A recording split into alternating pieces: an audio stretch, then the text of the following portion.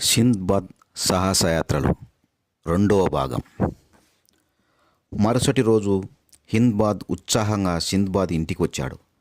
సింద్బాద్ అంతటికి ఆత్మీయంగా ఆతిథ్యం ఇచ్చాడు. భోజనాలు పూర్తయ్యాక తన రెండో సాహసయాత్ర గురించి అతడికి వివరంగా చెప్పసాగాడు. మొదటి యాత్ర నుంచి తిరిగి వచ్చాక చాలా రోజులు సంతోషంగా గడిపాను. ఆ యాత్రలో ఎదురైన చేదు అనుభవాలన్నింటినీ పూర్తిగా మర్చిపోయాను. ఇంకా రెండవసారి సముద్రయాత్ర చేయాలని నిశ్చయించుకున్నాను.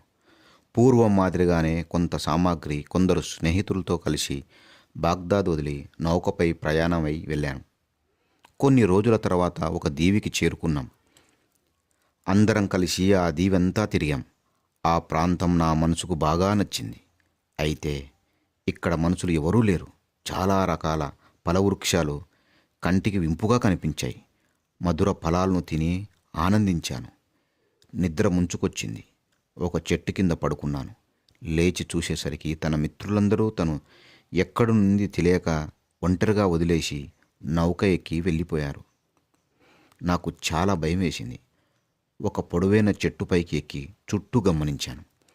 అల్లంత దూరాన ఇసుక తిన్నెలపై ఓ తెల్లటి పెద్ద ఆకారమేమిటో కనిపించింది. చెట్టు దిగి దాని దగ్గరకు వెళ్ళాను. మెల్లగా దానిని తాకి చూశాను. మృదువుగా అనిపించింది. ఆ ఆకారం ఏమిటో తెలుసుకోవాలని ప్రయత్నించాను. హఠాత్తుగా చీకట్లు కమ్ముకున్నాయి. ఆకాశం కేసి చూశాను. పైన మేఘాలు కూడా కనిపించలేదు. అంతలో ఒక పెద్ద రాకాసి పక్షి ఒకటి నా వైపే రావటం గమనించాను. రాక్ అనే పక్షి గురించి గతంలో విన్నాను. ఆ రాకాసి పక్షి వచ్చి నా చెంతనే ఉన్న తెల్లని ఆకారంపై కూర్చుండిపోయింది.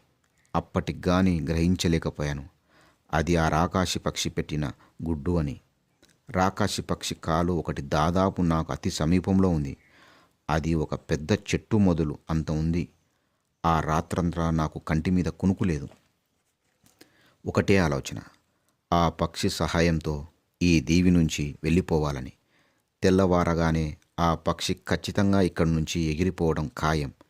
వెంటనే ఒక మెరుపు లాంటి ఆలోచన వచ్చింది. నా తలపాగా ఒక చివర ఆ పక్షి కాలికి గట్టిగా కట్టాను. రెండవ చివర నా నడుముకు కట్టుకున్నాను. అనుకున్నట్లే ఆ రాకాసి పక్షి తెల్లవారుతుండగానే పైకి ఎగిరిపోయింది. దానితో పాటు నేను గాలిలోకి ఎగిరాను. అమ్మో, ఇంత పెద్ద వేగమా! మేఘాలను తాకుతుందా అన్నట్లు అంత ఎత్తుకెగిరి శరవేగంగా దూసుకెళ్ళిపోతుంది. నేను కళ్ళు గట్టిగా మూసుకున్నాను. నేను కళ్ళు తెరిచి చూసేసరికి ఆ పక్షి తన ఆహారమైన పాముల వేట కోసం ఒక లోయలో వాలింది. క్షణం కూడా వృధా చేయకుండా దాని కాలికి కట్టిన తలపాగ కొసను ఊడదీశాను. అది మాత్రం ఒక పామును కాలిగోలలో పట్టుకొని ఎగిరిపోయింది. ఆ లోయంతా దట్టమైన పొదలు, ఎత్తైన చెట్లతో నిండి ఉంది. తీరా చూస్తే అది ఒక వజ్రాల రాసులో ఉన్న లోయ. ప్రపంచం నలుమూలల నుంచి వ్యాపారస్తులు ఇక్కడకు చేరుకొని వజ్రాలను సంపాదించుకొని వెళ్తుంటారు. కాసేపు ఆ ప్రాంతం అంతా తిరిగాను. అనేక విలువైన వజ్రాలు కనిపించాయి. పెద్ద పెద్ద పాములు వాటి కాపలా కాస్తున్నాయే అన్నట్లున్నాయి. ఆ పాములు బుసకొట్టడం నాకు వినిపిస్తుంది. రాకాసి పక్షి అంటే ఆ పాములకు భయమని గమనించాను. అందుకే అవి బండరాల మధ్య పొదల మాటున దాగి ఉంటాయి. రాత్రి వేళల్లో మాత్రమే అవి బయటకు వచ్చి యథేచ్ఛగా తిరుగుతుంటాయి. అక్కడి పాములు ఒక్కొక్కటి ఒక్కొక్క ఏనుగును అవలీలగా మింగివేయగలవు. ఆ రాత్రంతా చాలా భయంగా గడిపాను. ఒక గుహలో దాగి ప్రాణాలు ఎలాగో కాపాడుకున్నాను. రాత్రంతా ఆ పాములు బుసకొడుతూనే ఉన్నాయి. తెల్లవారగానే గుహలో నుంచి బయటకు వచ్చాను.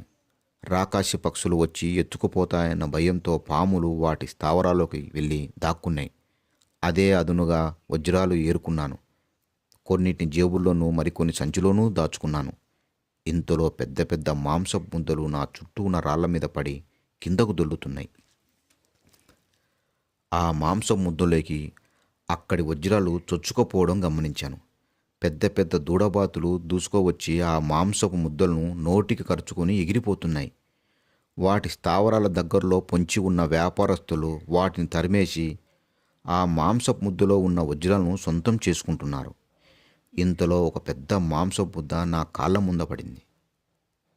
ఈ లోయలో నుంచి ఎట్లా బయటపడాలని ఆలోచిస్తున్న నాకు ఒక మెరుపు లాంటి ఆలోచన తట్టింది. వజ్రాలు ఎక్కువగా అత్తుకొని ఉన్న ఒక మాంసం ముద్ద చుట్టూ నా తలపాగా ఒక కొసను చుట్టి గట్టిగా కట్టాను. రెండవ కొస నా నడుముకు చుట్టుకొని ముడివేశాను. కొద్దిసేపటికల్లా ఓ పెద్ద దూడబాతు రానే వచ్చింది.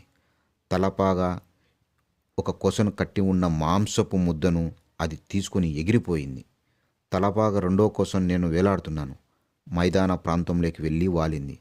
నేను వెనువెంటనే మాంసం ముద్ద కట్టిన తలపాగను కొసను లాగేశాను. అంతకుముందు ఆ మాంసం విసిరిన వ్యాపారస్తులు నన్ను భయపెడుతూ నా వైపు పరిగెత్తుకుంటూ వచ్చి నేను ఆ వజ్రాలను దొంగిలించడానికి వచ్చినట్లు వాళ్ళు భ్రమపడ్డారు.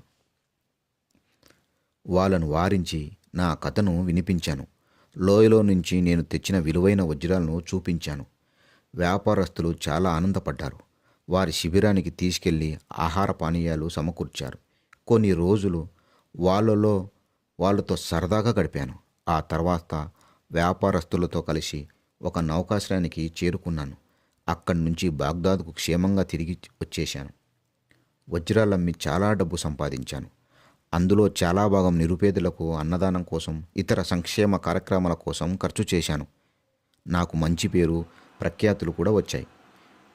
ఇవి నా రెండో సముద్రయాత్ర విశేషాలు అని సింద్బాద్ ముగించాడు. ఎప్పటిలాగే హింద్బాద్కు 100 బంగారు నాణ్యాలు ఇచ్చాడు సింద్బాద్. మరునాడు వచ్చి మూడో సాహసయాత్ర గురించి వినవలసిందిగా ఆహ్వానించాడు. సింద్బాద్ ధన్యవాదాలు తెలిపి మిత్రులతో కలిసి సెలవు తీసుకొని తన ఇంటికి వెళ్ళిపోయాడు. రెండవ భాగం సమాప్తం.